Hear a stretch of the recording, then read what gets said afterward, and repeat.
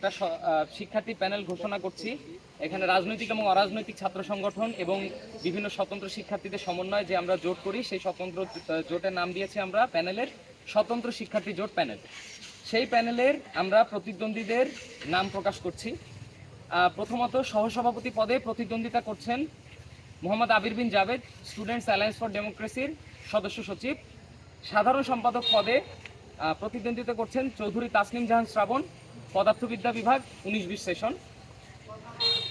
সহ যুগ্ম সাধারণ সম্পাদক পদে প্রতিদ্বন্দ্বিতা করছেন এজিএস পদে পলাশ দে, ছাত্র ফেডারেশনের সাধারণ সম্পাদক।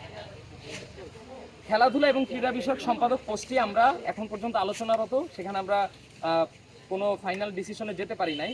সহ খেলাধুলা এবং ক্রীড়া বিষয়ক সম্পাদক পদে প্রতিদ্বন্দ্বিতা করছেন তামান্না মাহবুব প্রীতি, তিনি একজন খেলোয়াড়।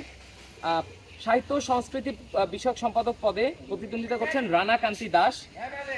সহ সাহিত্য বিষয়ক সম্পাদক পদে প্রতিদ্বন্দ্বিতা করছেন শাহরিয়ার আলম আবরার। দপ্তর সম্পাদক পদে প্রতিদ্বন্দ্বিতা করছেন সাইদ নাইম আসিফ। সহ দপ্তর সম্পাদক পদে প্রতিদ্বন্দ্বিতা করছেন এহতেশামুল হক ইসমাম।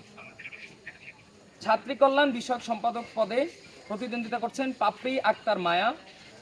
সহ ছাত্রী কল্যাণ বিষয়ক সম্পাদক পদে প্রতিদ্বন্দ্বিতা করছেন রোবাইদা খানম ওহি।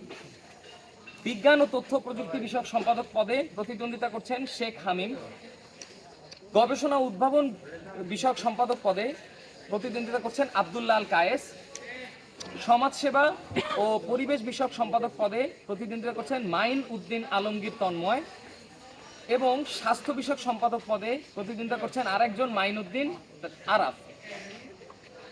ক্যারিয়ার ডেভেলপমেন্ট বিষয়ক সম্পাদক পদে প্রতিদ্বন্দ্বিতা করছেন আরিফুস সাকিব জামিন। যোগাযোগ বিষয়ক সম্পাদক পদে প্রতিদ্বন্দ্বিতা করছেন মোহাম্মদ ইখলাস বিন সুলতান।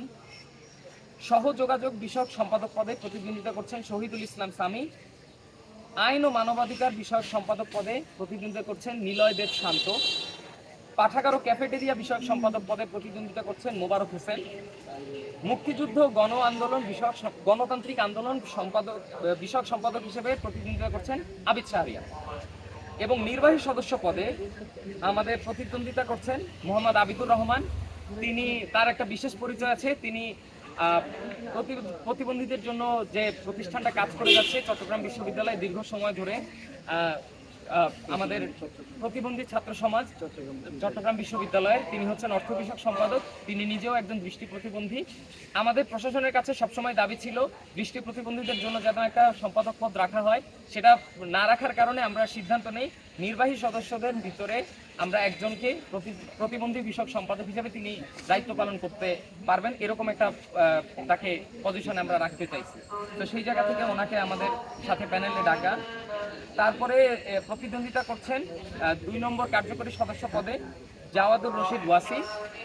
3 নম্বর সদস্য পদে প্রতিদ্বন্দ্বিতা করছেন আরাফাত আল রিয়াদ।